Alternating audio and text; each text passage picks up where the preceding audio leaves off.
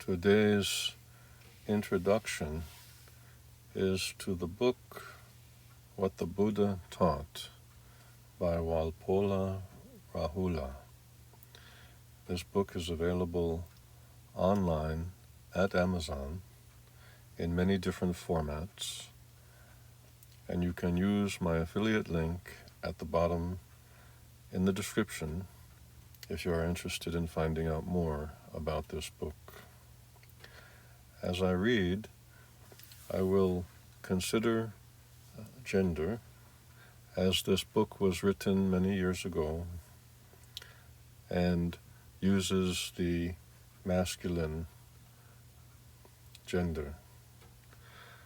Of course, the Buddha was a man and taught to both men and women, and therefore both men and women are able to hear and listen to and remember and practice and benefit from the teachings of the Buddha. Tumani, the gift of truth excels all other gifts. The Buddha. The Buddha, whose personal name was Siddhartha and family name Gautama, lived in North India in the 6th century BC. His father, Suddhodana, was the ruler of the kingdom of the Sakyas in modern-day Nepal. His mother was Queen Maya. According to the custom of the time, Gautama was married quite young, at the age of 16, to a beautiful and devoted young princess named Yasodhara. The young prince lived in his palace with every luxury at his command. But all of a sudden, confronted with the reality of life and the suffering of mankind, he decided to find the solution, the way out of this universal suffering. At the age of 29, soon after the birth of his only child, Rahula, he left his kingdom and became an ascetic in search of this solution. For 6 years, the ascetic Gautama wandered about the valley of the Ganges, meeting famous religious teachers, studying and following their systems and methods, and submitting himself to rigorous ascetic practices. They did not satisfy him, so he abandoned all traditional religions and their methods and went his own way. It was thus that one evening, seated under a tree, since then known as the Bodhi or Bo tree, the tree of wisdom, on the bank of the river Naranjara at Bodh Gaya, near Gaya in modern-day Bihar. At the age of 35, Gautama attained enlightenment, after which he was known as the Buddha, the Enlightened One, and also the Tathagata. After his enlightenment, Gautama the Buddha delivered his first sermon to a group of 5 ascetics, his old colleagues, in the deer park at Isipatana, modern Sarnath, near Benares. From that day, for 45 years, he taught all classes of men and women Isings and peasants, Brahmins and outcasts, bankers and beggars, holy men and robbers, without making the slightest distinction between them. He recognized no differences of caste or social groupings, and the way he preached was open to all men and women who were ready to understand and to follow it. At the age of 80, the Buddha passed away at Kusinara in modern Uttar Pradesh in India.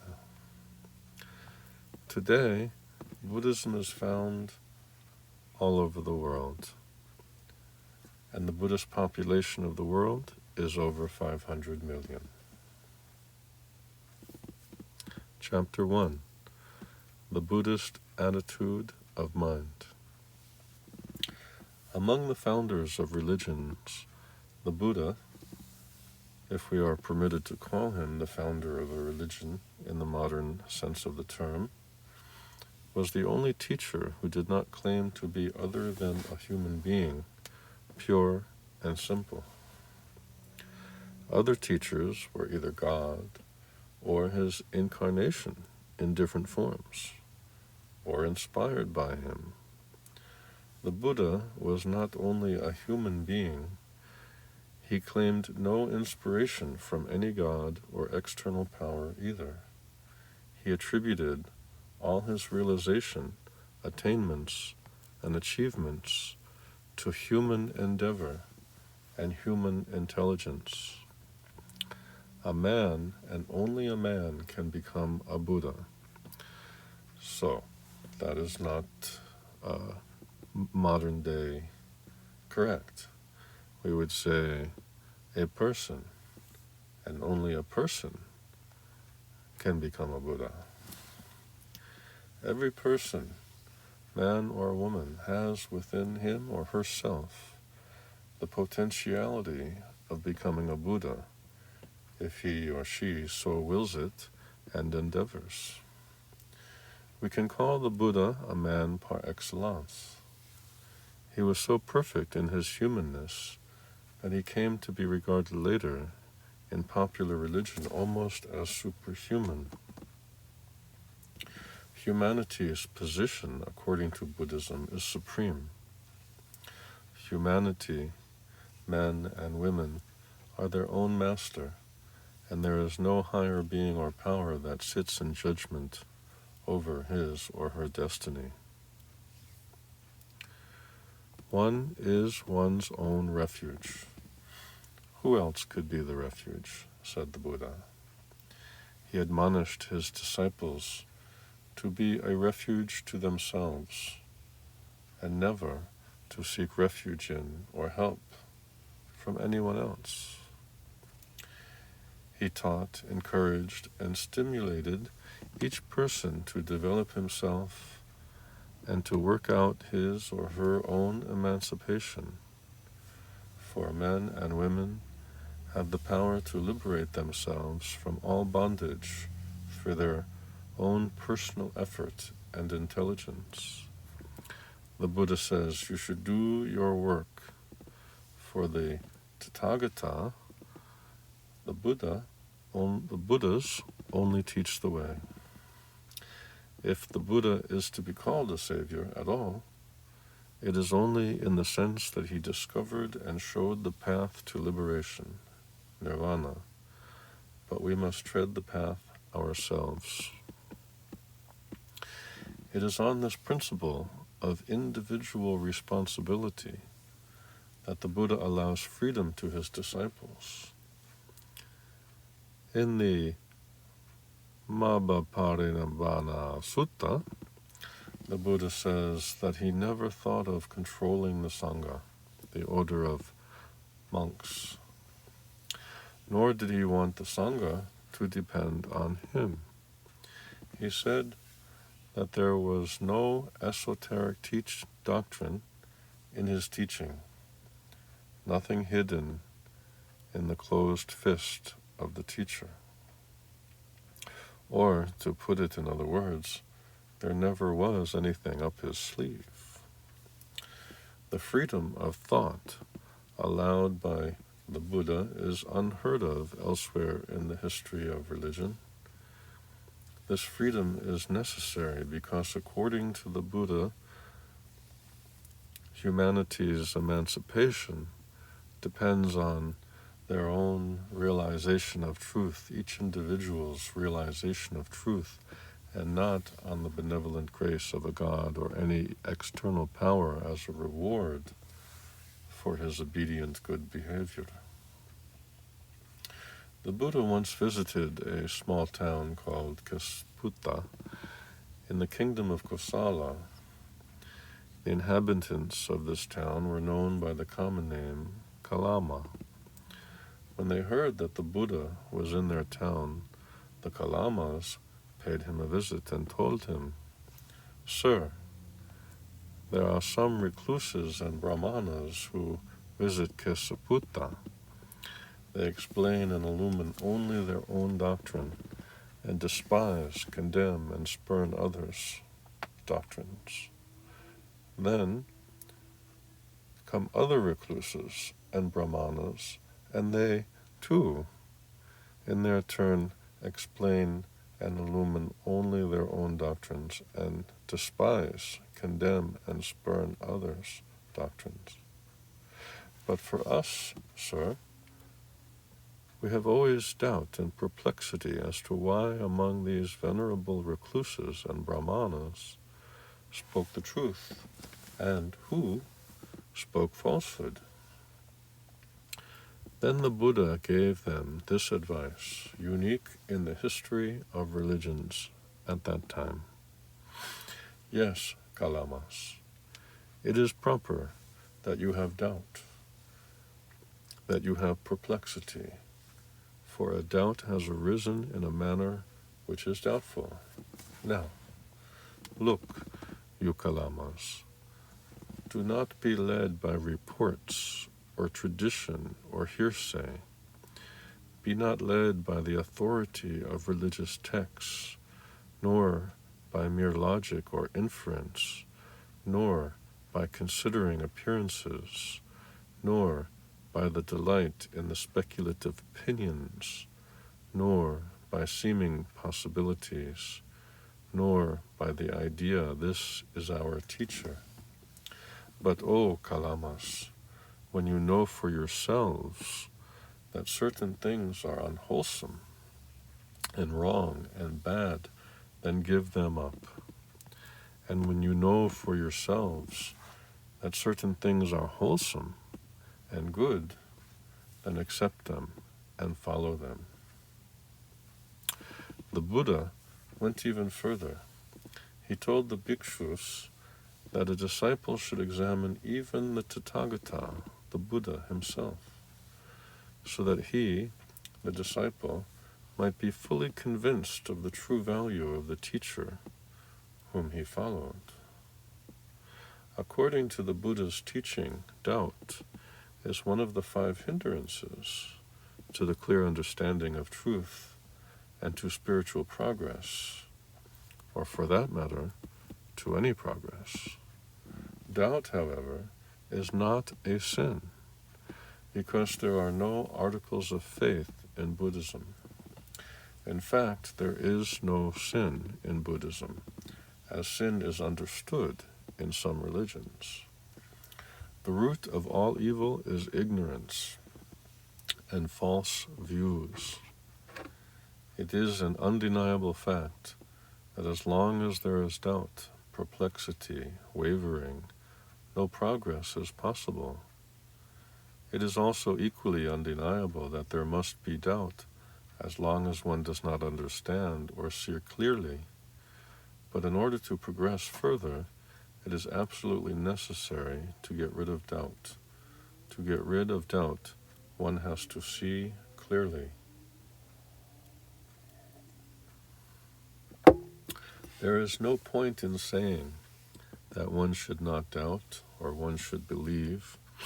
Just to say, "I believe," does not mean that you understand and see. when a student works on a mathematical problem, he comes to a stage beyond which he does not know how to proceed and where he is in doubt and perplexity. As long as he has this doubt, he cannot proceed. If he wants to proceed, then he or she must resolve this doubt. And there are ways of resolving that doubt. Just to say, I believe or I do not believe, will certainly not solve the problem. To force oneself to believe and to accept a thing without understanding is political and not spiritual or intellectual. The Buddha was always eager to dispel doubt. Even just a few minutes before his death, he requested his disciples several times to ask him if they had any doubts about his teaching, and not to feel sorry later that they could not clear those doubts. But the disciples were silent. What he said then was touching. If it is through respect for the teacher that you do not ask anything, let even one of you inform his friend, i.e., let one tell his friend so that the latter may ask the question on the other's behalf. Not knowing not only the freedom of thought, but also the tolerance allowed by the Buddha is astonishing to the students of the history of religion. Once, in Nalanda, a prominent and wealthy householder named Upali, a well-known lay disciple of Nigantha Nataputta, was expressly sent by Mahavira himself to meet the Buddha and defeat him in argument on certain points in theory of karma. Because the Buddha's view on the subject were different from those of Mahavira, quite contrary to expectations, Upali, at the end of the discussion, was convinced that the views of the Buddha were right and those of his master were wrong. So he begged the Buddha to accept him as one of his lay disciples. But the Buddha asked him to reconsider it and not to be in a hurry, for considering carefully is good for well-known men like you. When Upali expressed his desire again, the Buddha requested him to continue to respect and support his old religious teachers as he used to. In the 3rd century BC, the great Buddhist emperor Ashoka of India,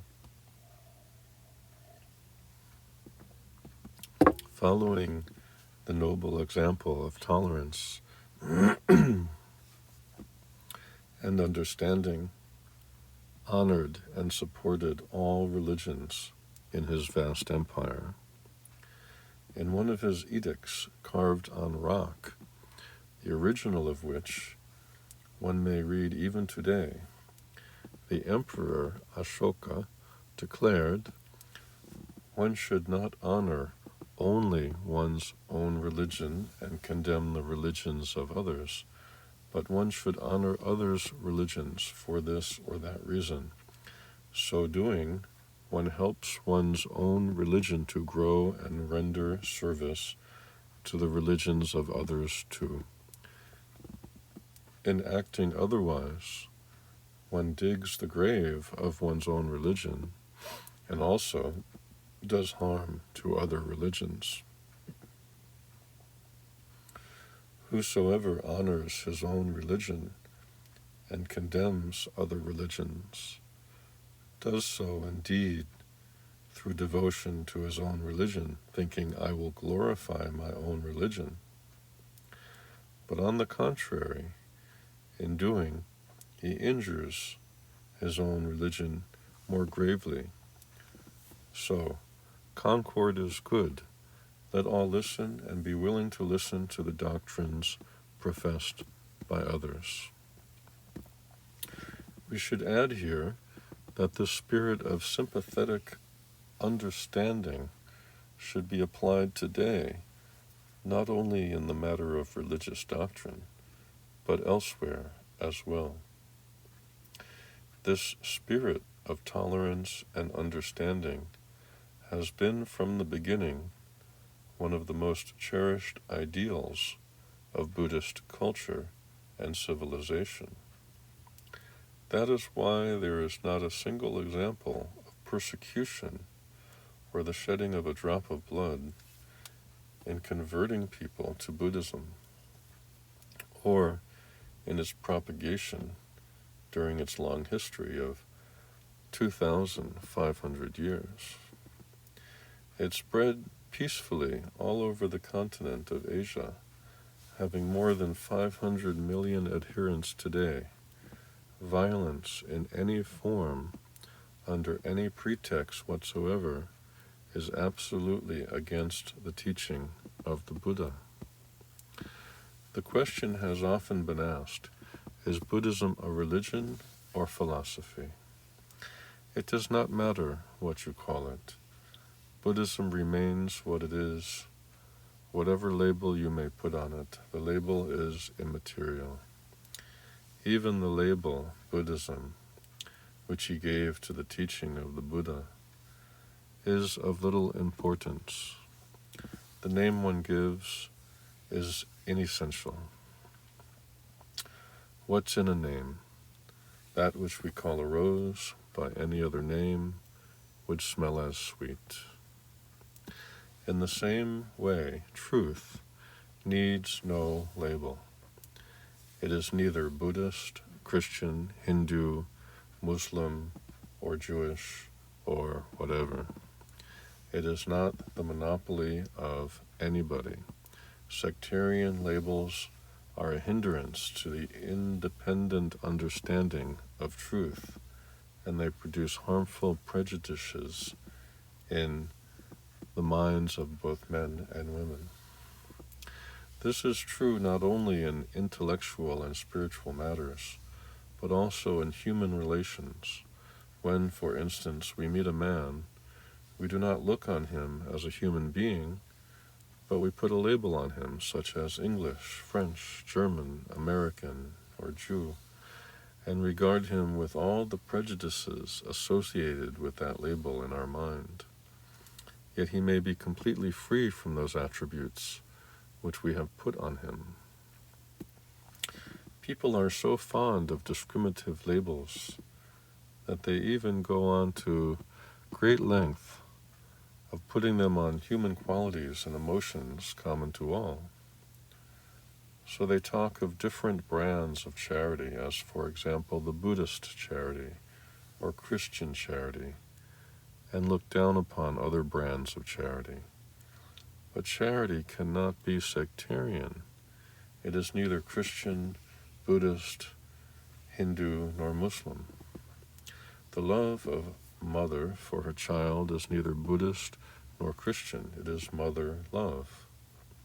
Human qualities and emotions like love, charity, compassion, tolerance, patience, friendship, desire, hatred, ill will, ignorance, conceit, etc., need no sectarian labels. They belong to no particular religions. To the seeker after truth, it is immaterial from where an idea comes. The source and development of an idea is a matter for the academic. In fact, in order to understand truth, it is not necessary even to know whether the teaching comes from the Buddha or from anyone else. What is essential is seeing the thing, understanding it. There is an important story in the Majjhima Nikaya Sutta 140 which illustrates this. The Buddha once spent a night in a potter's shed. In the same shed there was a young recluse who had arrived there earlier. They did not know each other. The Buddha observed the recluse and thought to himself, "Pleasant are the ways of this young man. It would be good if I should ask about him."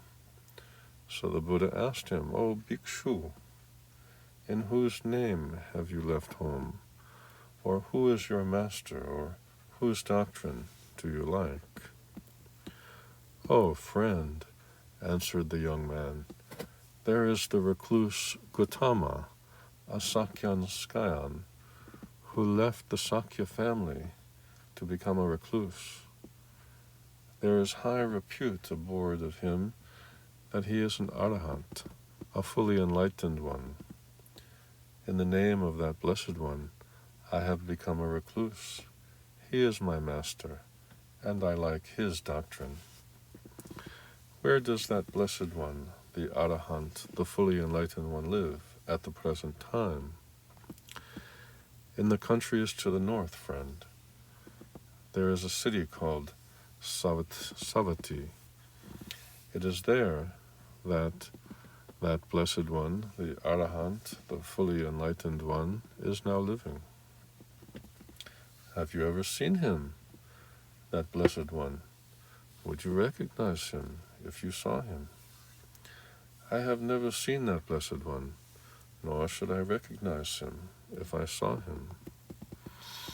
The Buddha realized that it was in his name that this unknown young man had left home and become a recluse.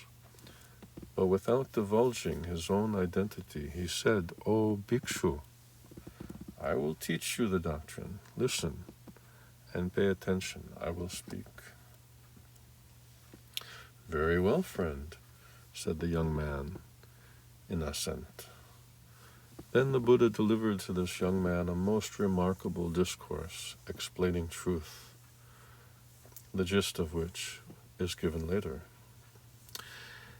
It was only at the end of the discourse that this young recluse, whose name was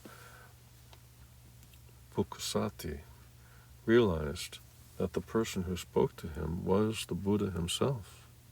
So he got up, went before the Buddha, bowed down at the feet of the master and apologized to him for calling him friend, unknowingly.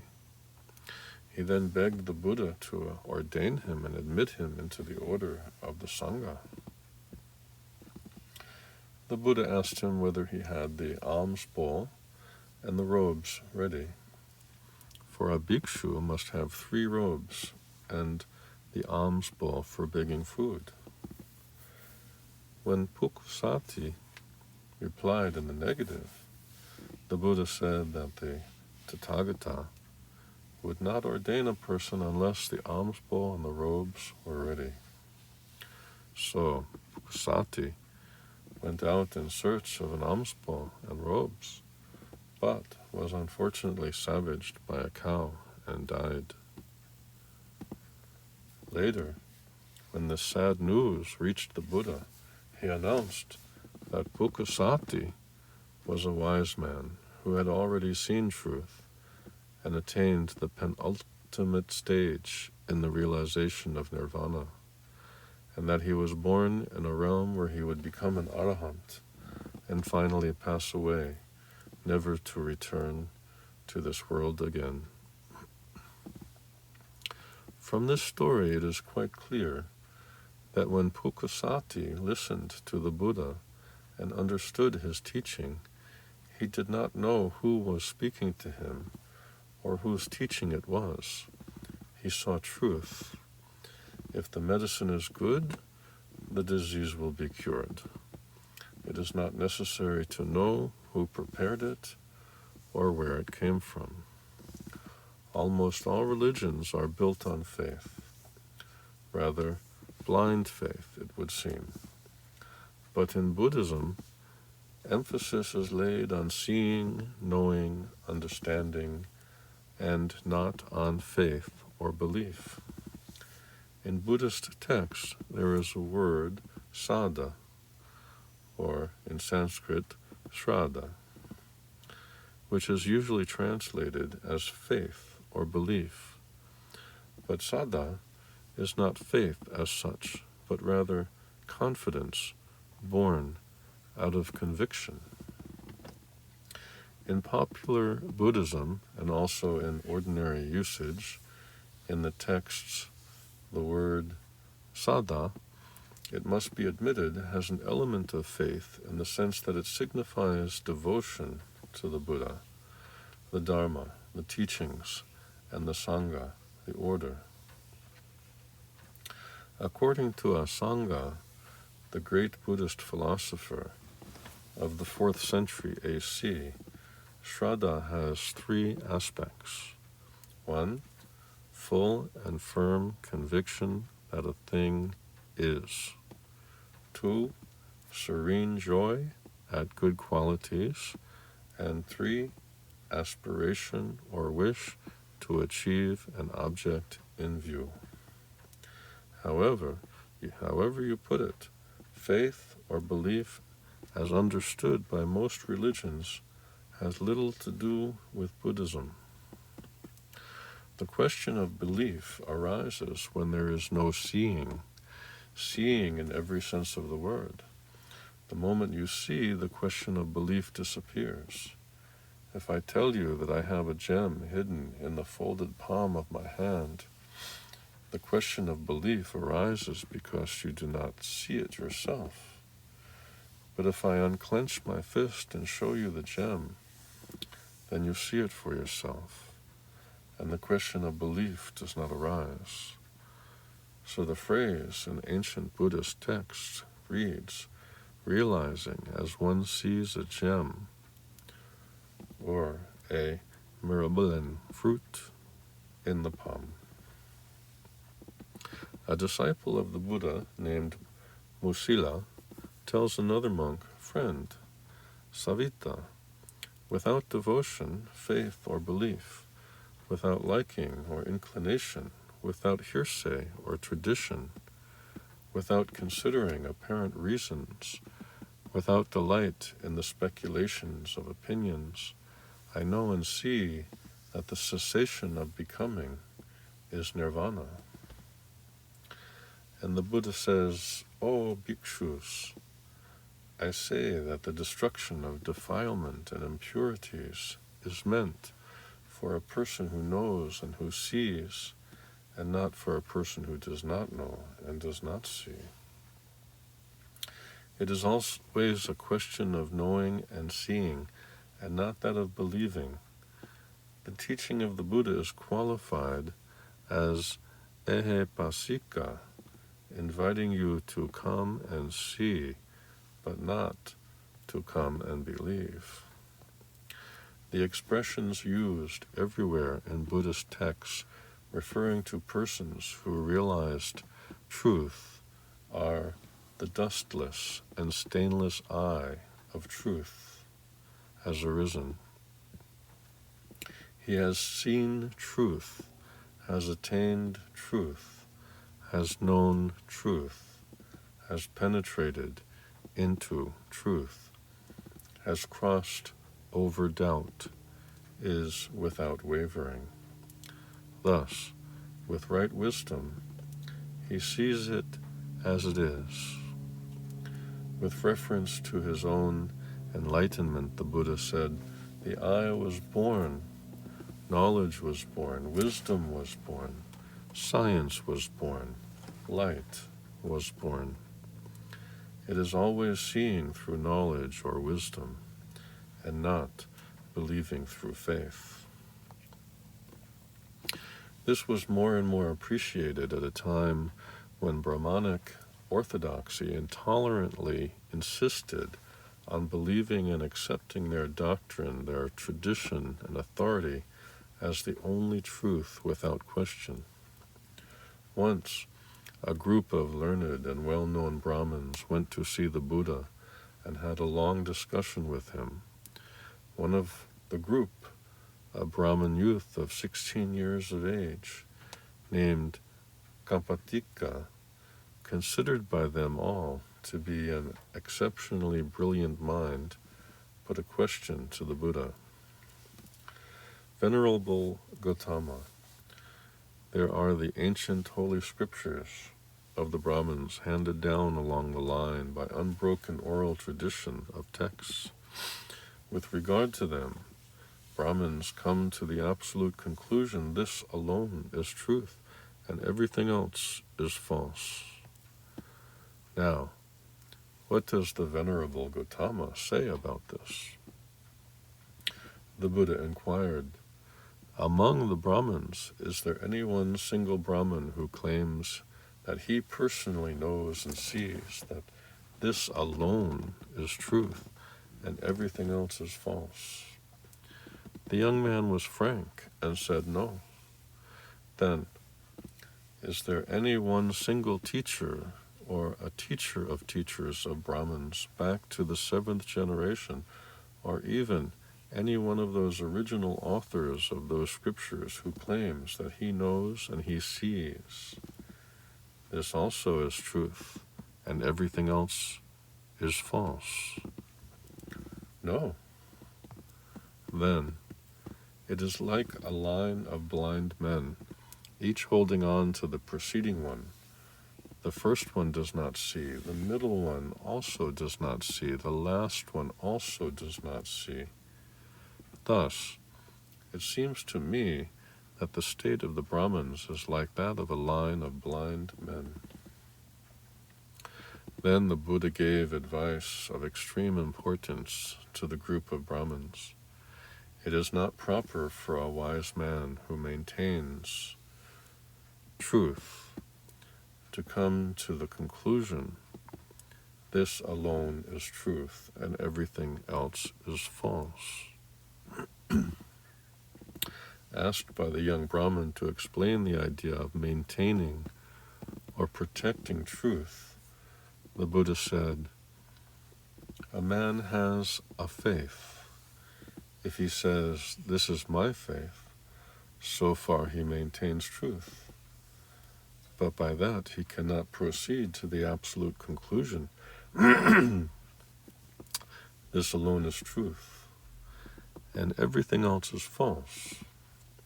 In other words, a man or a woman may believe what he or she likes, and he or she may say, I believe this. So far, he respects the truth.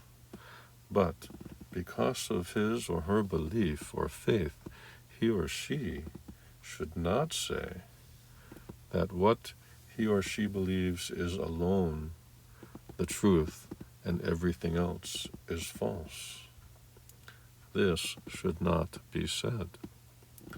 The Buddha says to be attached to one thing, to a certain view, and to look down upon other things, other views, as inferior, this the wise men call a fetter. Once the Buddha explained the doctrine of cause and effect to his disciples, and they said that they saw it and understood it clearly. Then the Buddha said, O bhikshus, even this view, which is so pure and so clear, if you cling to it, if you fondle it, if you treasure it, if you are attached to it, then you do not understand that the teaching is similar to a raft, which is for crossing over and not getting hold of. Elsewhere, the Buddha explains this famous simile in which his teaching is compared to a raft for crossing over and not for getting hold of and carrying on one's back. O bhikshus, a man is on a journey. He or she comes to a vast stretch of water. On this side the shore is dangerous, but on the other it is safe and without danger. No boat goes to the other shore, which is safe and without danger, nor is there any bridge for crossing over. He says to himself, this sea of water is vast, and the shore on this side is full of danger, but on the other shore it is safe and without danger. No boat goes to the other side, nor is there a bridge for crossing over. It would be good, therefore, if I would gather grass, wood, branches, and leaves to make a raft, with which, and with the help of the raft, cross over safely to the other side, exerting myself with my hands and feet. Then that man, O bhikshu, gathers grass, wood, branches, and leaves, and makes a raft, and with the help of that raft crosses over to the other side, exerting himself or herself with his or her hands and feet. Having crossed over and got to the other side, he thinks, "This raft was of great help to me. With its aid I have crossed safely over to this side, exerting myself with my hands and feet. It would be good if I carry this raft on my head or on my back wherever I go." What do you think, O bhikshus? If he acted in this way, would that man or woman be acting properly with regard to the raft? No, sir. In which way, then, would he or she be acting properly with regard to the raft?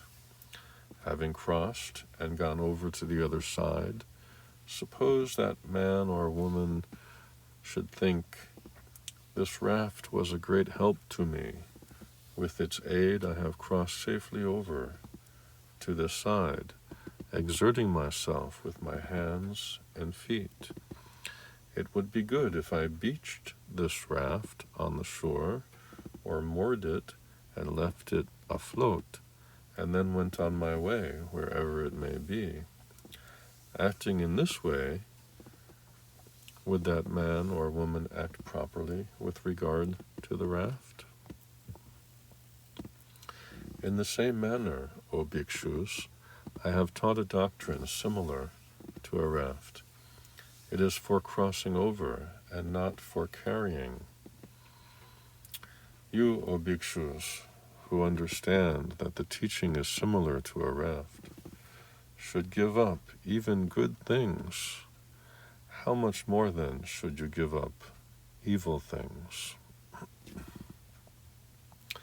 From this parable, it is quite clear that the Buddha's teaching is meant to carry man, women, humanity to safety, peace, happiness, tranquility, the attainment of nirvana.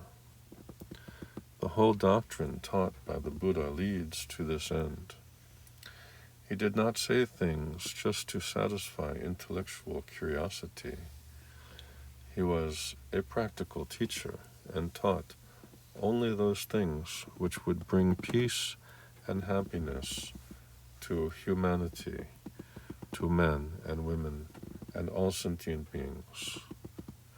The Buddha was once staying in Simsapa forest in Kosambi, near Allahabad.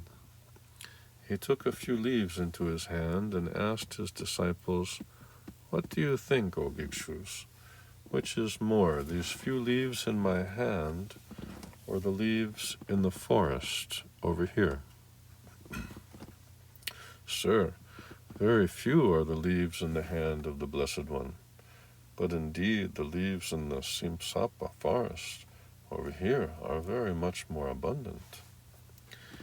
Even so, bhikshus, of what I have known I have told you only a little. What I have not told you is very much more. And why have I not told you these things? Because that is not useful, not leading to nirvana, to happiness, to liberation from suffering. That is why I have not told you those things. It is futile, as some scholars vainly try to do, for us to speculate on what the Buddha knew but did not tell us. The Buddha was not interested in discussing unnecessary metaphysical questions which are purely speculative and which create imaginary problems. He considered them as a wilderness of opinions. It seems that there were some among his own disciples who did not appreciate this attitude of his, for we have the example of one of them, Malunkaputa. Malun Kyaputta, by name, who put to the Buddha 10 well-known classical questions on metaphysical problems and demanded answers.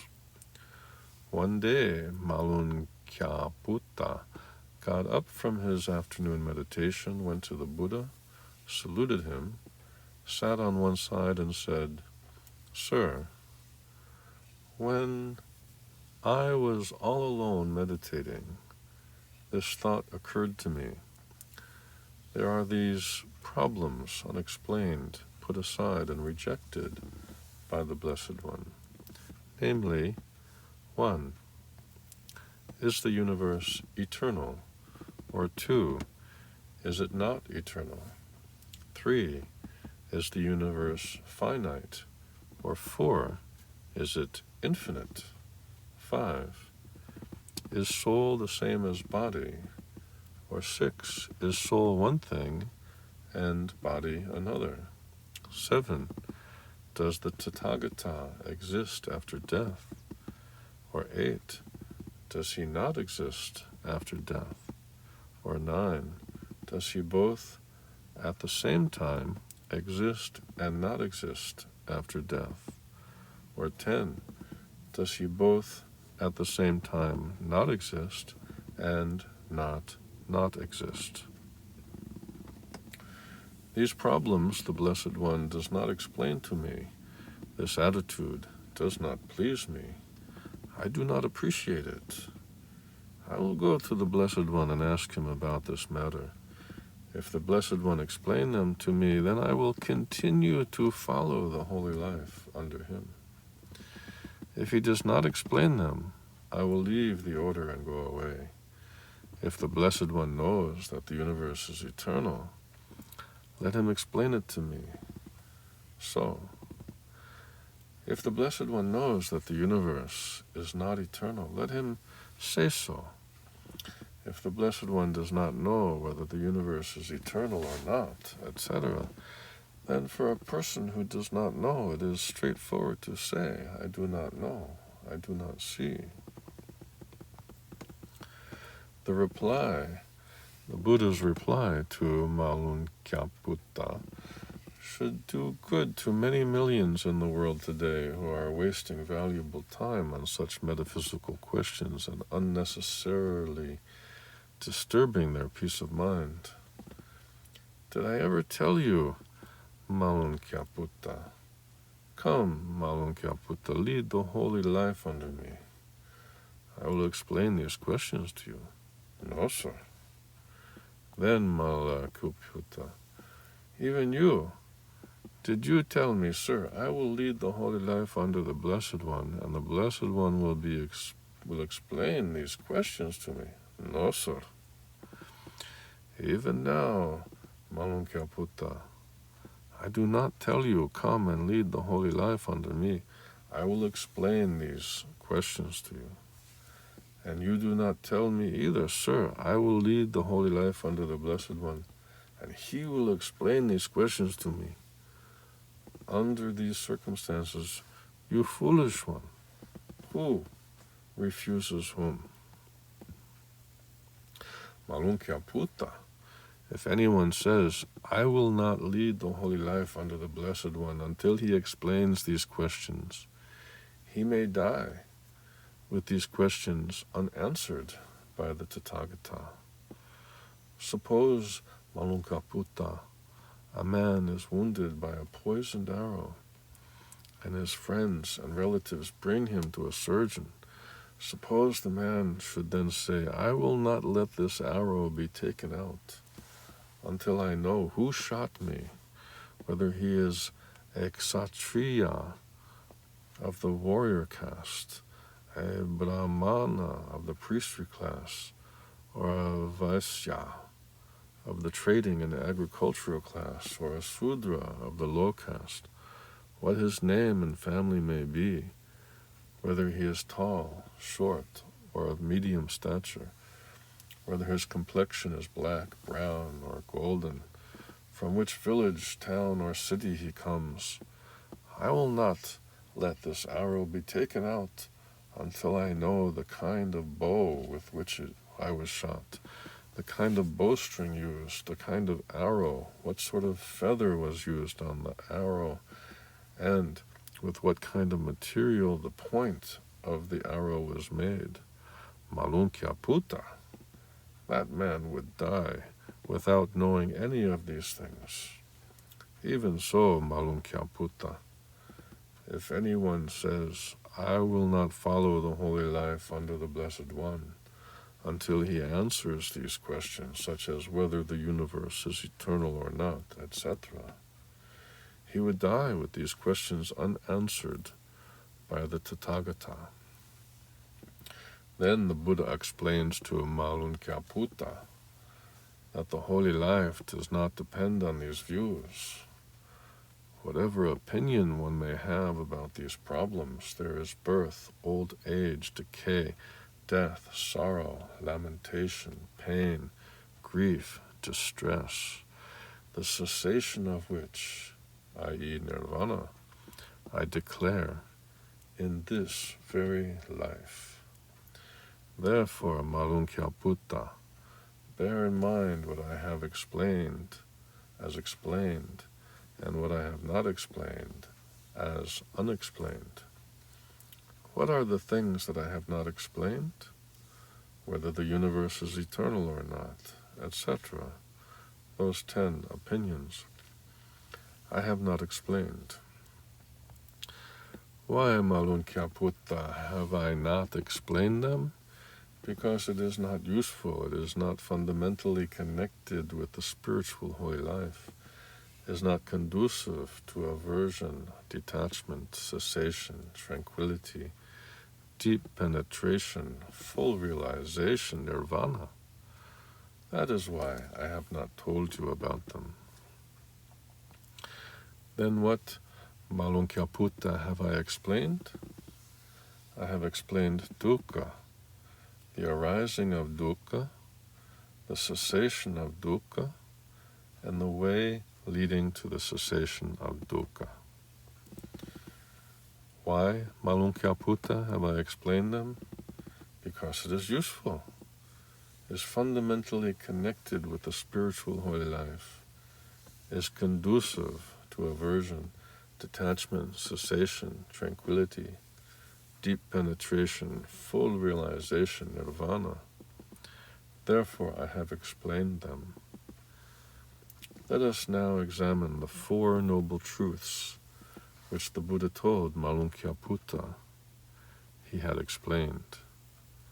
And this, my friends, will be continued in chapter 2, the 4 noble truths. The first noble truth is dukkha. Dukkha is a form of suffering, a form of dissatisfaction that we experience. If you would like to continue reading this book, you can use the affiliate link in the description below, and I wish you well. May this reading of this book be a source of happiness and well-being. May all beings be liberated from suffering, from dukkha, and be free. May all beings be happy and well. Thank you so much for listening to this introduction to the book, What the Buddha Taught, by Wapola, Rahula.